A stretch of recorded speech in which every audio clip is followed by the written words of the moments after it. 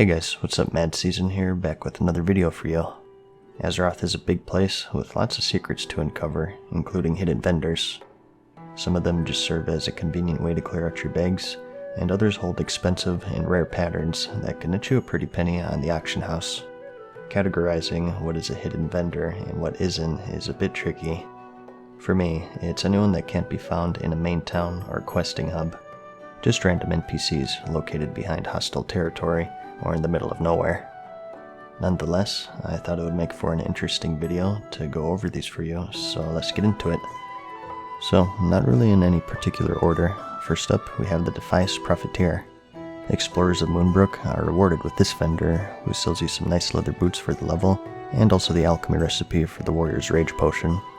Be wary though, as the inn is packed with plenty of bandits to stand in your way. Next, we have a rather popular one, and that's VL. This is an imp vendor who's especially important because he's needed for the quest chain for the epic warlock mount, the Dreadsteed. He sells the Elementium rod that they need for a quest, but also a few other items of note, some Grom's blood and also some felt cloth in limited stock. Just in case anyone is new, when you see a number in the top left of the icon, that means that there's only a limited amount that anyone can buy, so you have to be quick. These cost 80 silver each, and depending on your server, these could turn a profit.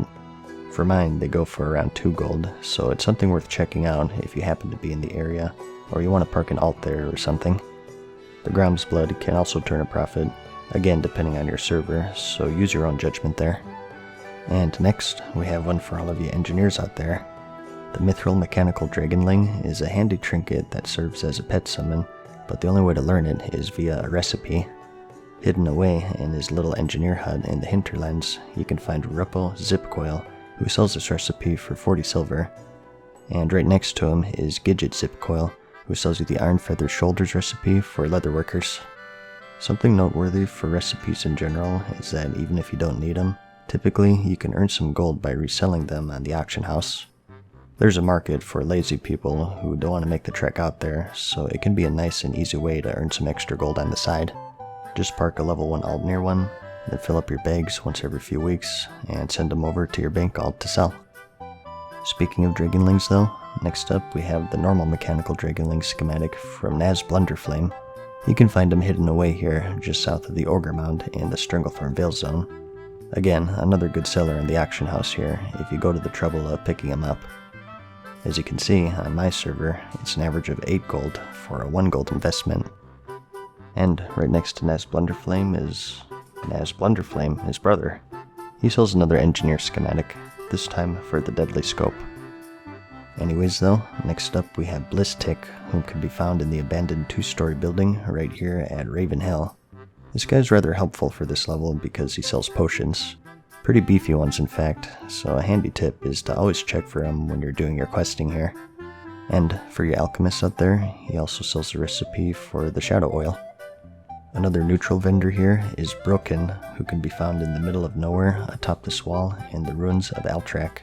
Again, another handy vendor because he sells you some nice potions for the level, and also the Frost Oil recipe for alchemists once more. And since we're in the area, I may as well talk about Zixel. This guy is a bit less hidden as he patrols around a rather busy area. He'll barter between South Shore and Terran Mill, and also take a pit stop at the ruined tower between the two towns.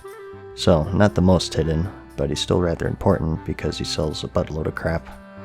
A few belts for any casters out there, some offhand orbs, an enchanting recipe for 1 agility to boots, and the pattern for the 8-slot red woolen bag, earth and leather shoulders pattern for leatherworkers, and most importantly, the goblin jumper cable schematics for engineers.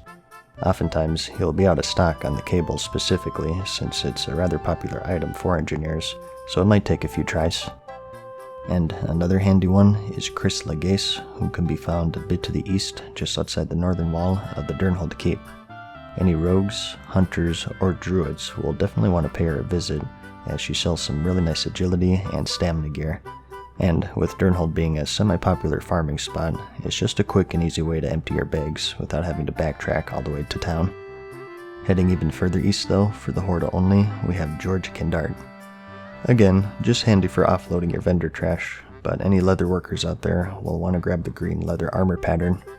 The armor itself is kind of crappy, but it's used as a reagent for the not crappy Green Iron Hauberk, so it still fetches a pretty penny on the auction house, especially since he's rather out of the way and not a lot of people know about him. First aid levelers will also require the assistance of super out of the way vendors. Well, not so much for the Horde, as you just buy them from an NPC named Balai, whom can be found in the questing hub, Brackenwell Village, in the Dustwallow Marsh. But for the Alliance, it's a little more out of the way.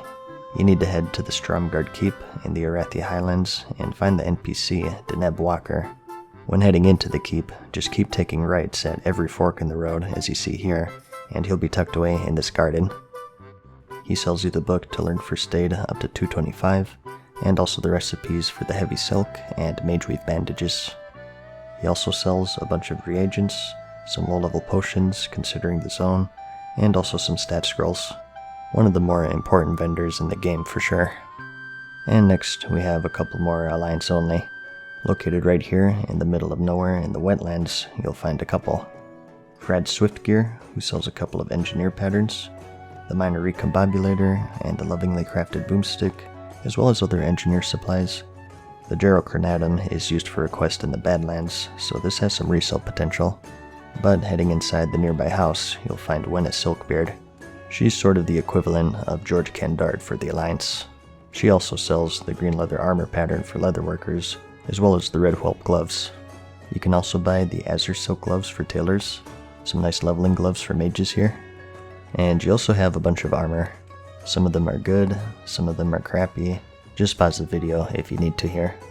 These shoulders are rather nice, since green ones are quite rare at level 25, and with strength and stamina no less. I wonder what Joe would have to say about these.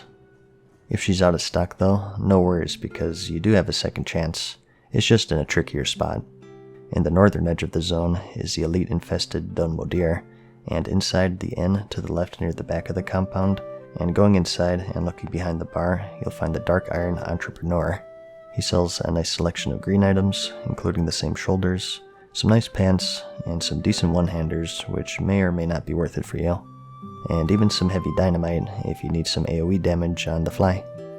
Heading on over to Desolus though, we have a couple more secret vendors. The Superseller 680 and the Vendortron 1000. These ones are kind of tricky because they're timed to an escort event. There's a caravan that periodically runs from this location to the south to this little hub in the north. When it's in the south, the Superseller 680 will spawn with it, and when it arrives in the north, the Vendortron 1000 will spawn. The 680 sells you a crazy amount of stuff. The recipes for the accurate scope, jumper cables, and ice deflector for engineers, a bunch of cooking recipes, including the Dragon Breath chili, which is quite popular. This gives you a chance to breathe fire on enemies for some extra damage. You also have 3 tailor recipes, Enchanter's Cowl, which is nice because it's a green level 28 head, which is rare at that level, and also the Dark Silk Shirt and the Crimson Silk Cloak. As for the Vendortron, this sells you a bunch more cooking recipes and some handy potions for the level. Here's a rather interesting vendor though, and that's Augustus the Touched. You can find him tucked away southwest of Stratholme, located in this house inside of Terrordale. To open him up as a vendor, you have to first retrieve his recipe book from the nearby inn. Once you do, you gain the ability to sell stuff to him, and also buy the Mystery Box. This costs 8 gold and has a random level 50 to 55ish green inside, and it's typically not worth it, and you'll net yourself a loss most of the time, unless you get lucky with the auction house or something. He's still a handy vendor if you forgot to clear your bags on the way to Stratholme though. Cowardly Crosby is also a pretty important vendor because he sells part of the pirate cosplay set. Just south of Booty Bay, you can find him in the southernmost Bloodsill Buccaneer camp, and he sells you the pattern for the Admiral's hat. And no need to worry about reputation. He's a coward after all, and will interact with you no matter how much his faction hates you. And next up, we have one located in the Swamp of Sorrows. Being an already out-of-the-way zone, this is a vendor that few people know about, but here you can find Masat T'andr. He's rather important though, because he sells the Green Dragon Scale breastplate recipe for leatherworkers, as well as a couple of beefy stamina cloaks. I believe these are decent starter cloaks for twinks in the 30 to 39 bracket. I don't know a lot about that though, since I'm not into the twinking scene, both in-game and in real life. On that awkward note though, I think we'll call it a video there. Kind of random, I know, but throughout my leveling, I've run into a bunch of these secret vendors, and I just thought it was interesting to share, I guess. I forgot just how many there are, and this video is just scratching the surface. I could definitely return to this in the future if you guys would like that, so just let me know. I hope you found the video helpful though. Like it if you liked it, and I'll see you in the next one. Peace.